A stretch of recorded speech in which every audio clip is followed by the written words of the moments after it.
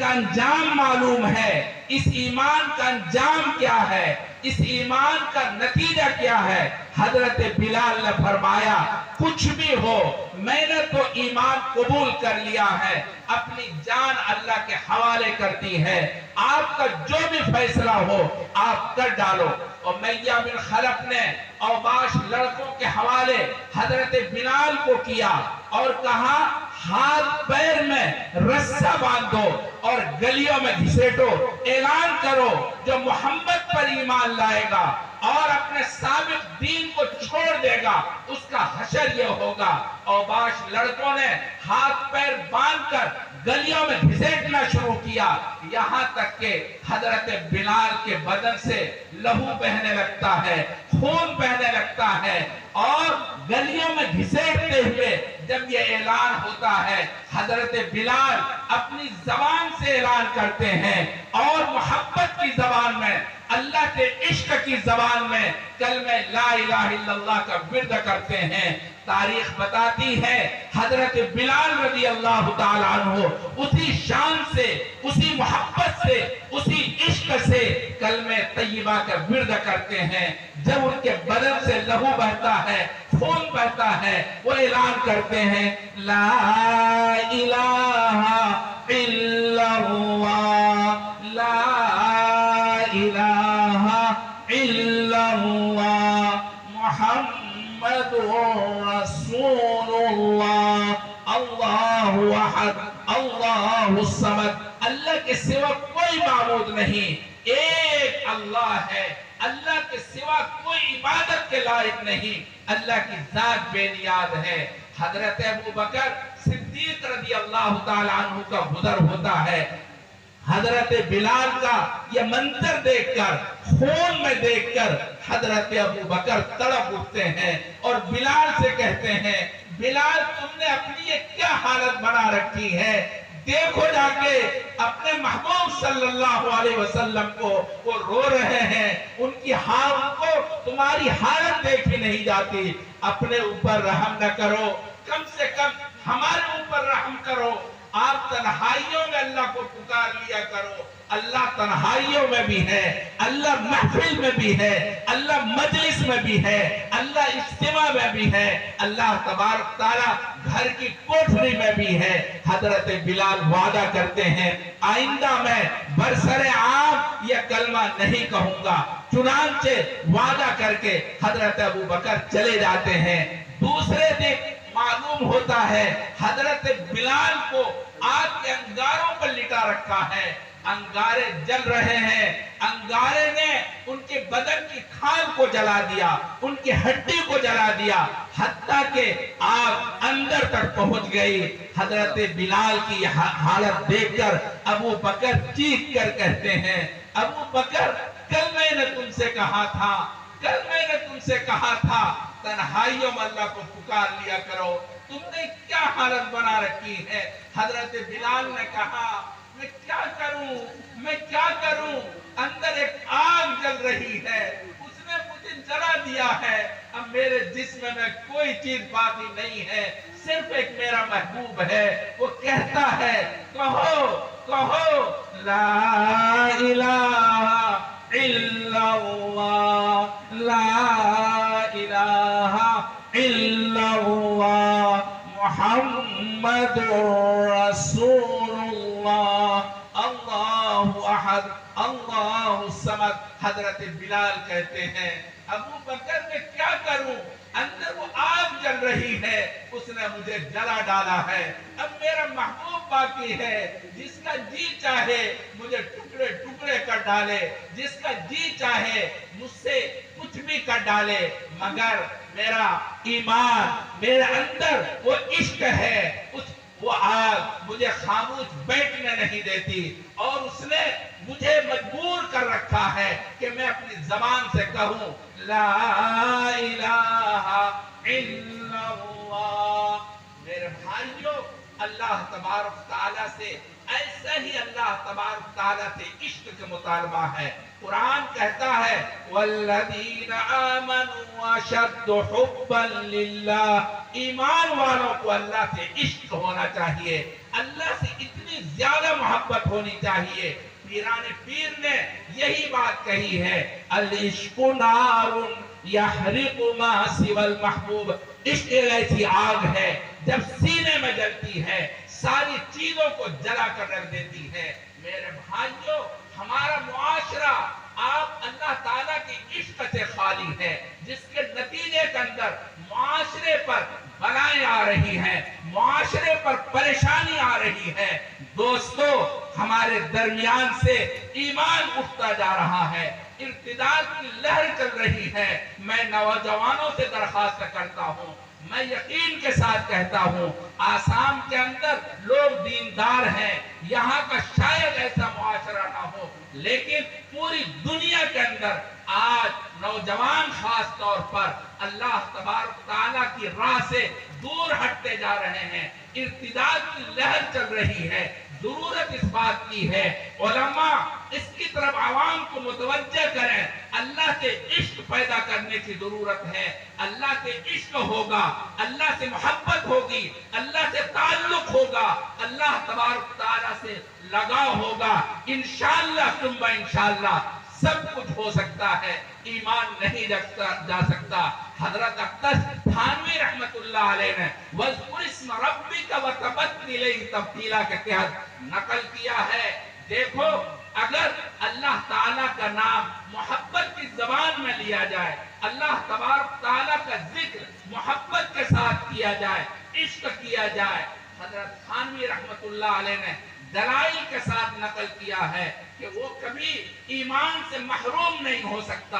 حضرت تھانوی رحمت اللہ علیہ نے بیان کیا، اگر روزانہ آدمی اپنے گھر کے افراد کے ساتھ، اپنے افراد اور سماج کے ساتھ بیٹھ کر کے ایک تسبیح محبت کی زبان میں پڑھ لیا کرے، اس کی دل کی دنیا روشن ہو جائے گی، دل کی دنیا روشن ہوگی، اندھیری دل سے ختم ہوگی۔ حضرت اقدس تھانوی رحمت اللہ علیہ نے فرمایا، علماء سے میری درخواست ہے، آپ لوگوں کے دلوں میں ایمان کی، اللہ تعالیٰ سے محبت پیدا کرنے کی کوشش کریں، انشاءاللہ ثم انشاءاللہ معاشرے کی ساری خرابیاں دور ہوں گی، انشاءاللہ ثم انشاءاللہ۔ اس لیے ضرورت اس بات کی ہے کہ ہم لوگوں کے دلوں کے اندر ایمان کی روشنی پیدا کرنے کی کوشش کریں۔ دوسری بات ہے، جناب رسول اللہ صلی اللہ علیہ وسلم سے محبت، اور ایسی محبت کہ جان چلی جائے مگر اللہ کے رسول سے محبت نہ جائے، اللہ تعالیٰ سے اتباع، اللہ کے رسول کی اتباع چھوٹنے نہ پائے، ایسا تعلق قرآن کریم کہتا ہے، ایسے ہی اپنے نبی سے تعلق ہونا چاہیے۔ دوستو، آپ کیوں بھول جاتے ہیں، ہمارے اسی ہندوستان کے اندر جب یہ ہندوستان متحدہ ہندوستان تھا، جب یہ بھارت آزاد ہو کر یہ حصوں میں نہیں بٹا تھا، متحدہ ہندوستان کے اندر ایک مرتبہ میرے محبوب صلی اللہ علیہ وسلم کے خلاف کچھ لوگوں نے افواج بکی، ازواج مطہرات کے اوپر الزام تراشی کی۔ الزام تراشی کرنے والا ایک سکھ تھا جس نے یہ کام کیا تھا۔ اس وقت پورا ہندوستان مچل گیا تھا اور پورے ہندوستان کے اندر مسلمان بے چین ہو گئے تھے، پورے ہندوستان کے اندر احتجاج چل رہا تھا۔ آخری احتجاجی پروگرام لاہور کی جامع مسجد میں ہوا ہے۔ اس پروگرام کے اندر اخیر کے اندر حضرت عطا اللہ شاہ بخاری رحمت اللہ علیہ نے نوجوانوں کو للکار کر کے کہا، اعلان کر کے کہا، اے نوجوانوں، کب تک تم غفلت سے بیدار ہوگے، کب تک تم غفلت کی زندگی نہیں چھوڑو گے؟ وہ دیکھو، ازواج مطہرات کی روحیں، ازواج مطہرات پکار رہی ہیں، کہاں نوجوانوں چلے گئے؟ تم میری عزت عصمت کو پامال کرتے ہوئے کب تک دیکھتے رہو گے؟ اٹھو اور اٹھو، بیدار ہو جاؤ، اپنی غفلت کو چھوڑو، ہوش میں آؤ اور میری عزت کو بچاؤ، میری ناموس کو بچاؤ۔ چنانچہ عطا اللہ شاہ بخاری نے یہ اعلان کیا۔ اس بھری محفل کے اندر ایک 18 سالہ نوجوان علیم الدین اٹھ کھڑا ہوتا ہے، اور اٹھ کھڑے ہونے کے بعد سیدھا اسی رات کے اندر اس بدماش کے پاس جاتا ہے اور جانے کے بعد ان کو ہلاک کرنے کے بعد کھڑا رہ جاتا ہے، بھاگتا نہیں ہے، گرفتار کر لیا جاتا ہے، گرفتار کرنے کے بعد اس کو پولیس کے حوالے کیا جاتا ہے۔ نوجوانوں کو تمام لوگوں نے آ کر کے، خاص طور پر وکلا کی جماعت نے آ کر کے کہا، علیم الدین ایک مرتبہ کہہ دو میں ہوش میں نہیں تھا، ہوش میں نہیں تھا، تمہاری جان کا بچانا ہماری ذمہ داری ہے۔ مگر علیم الدین کہتا ہے 18 سال کے بعد پہلی مرتبہ ہوش میں آیا ہوں، میں یہ کیسے کہہ سکتا ہوں کہ میں ہوش میں نہیں تھا؟ میں نے ہوش میں کیا ہے، میں ہوش میں ہوں۔ جس کا جی چاہے جو چاہے میرے خلاف فیصلہ کر لے، قانون جو چاہے فیصلہ کر دے۔ ان کو پھانسی کی سزا ہو گئی۔ دوستو پھانسی کا وقت مقرر ہوا، تاریخ بتاتی ہے پھانسی کے وقت تمام لوگ اکٹھے ہو گئے، ان کے اقربا اعزا اور تمام مسلمان عدالت میں آ گئے کہ آج پھانسی لگے گی۔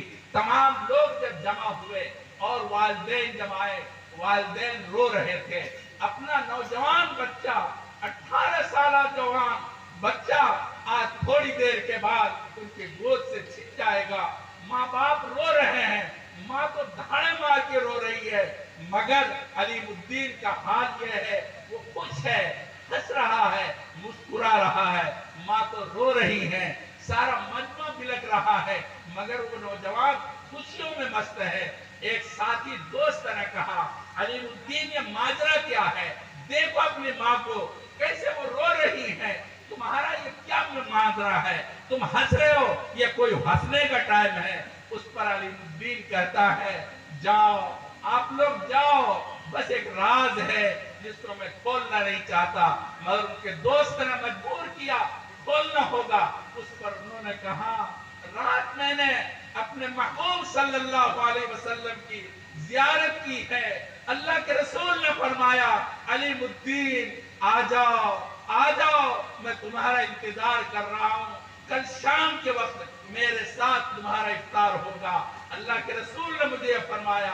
علیم الدین کہتا ہے میری زندگی کامیاب ہو گئی، میں تو کامیاب ہونا چاہتا تھا، اللہ نے مجھے کامیابی عطا فرما دی۔ نوجوانوں اور آسام کے نوجوانوں، میں آپ سے کہتا ہوں اللہ کے رسول سے ایسی محبت پیدا کرو، اللہ کے رسول سے ایسا عشق پیدا کرو، اللہ تعالیٰ سے ایسا عشق پیدا کرو کہ سب کچھ ہو سکتا ہے، آپ کو ٹکڑے کیا جا سکتا ہے، آپ کو محبت کی لالچ دی جا سکتی ہے، عورت کی تم کو حرص اور طمع کے سلسلے میں تم کو بہکایا جا سکتا ہے، مگر نوجوانوں اسلام اور کلمہ اور ایمان ایسی ہلکی چیز نہیں ہے ان کو کہیں برباد کر دیا جائے، معمولی لالچ کے اندر ایمان کو چھوڑ دیا جائے، یہ ایمان والوں کی شان نہیں ہے۔ قرآن کریم یہی کہتا ہے اللہ سے ایسے عشق ہونا چاہیے، ایسے ہی اللہ کے رسول سے محبت ہونی چاہیے۔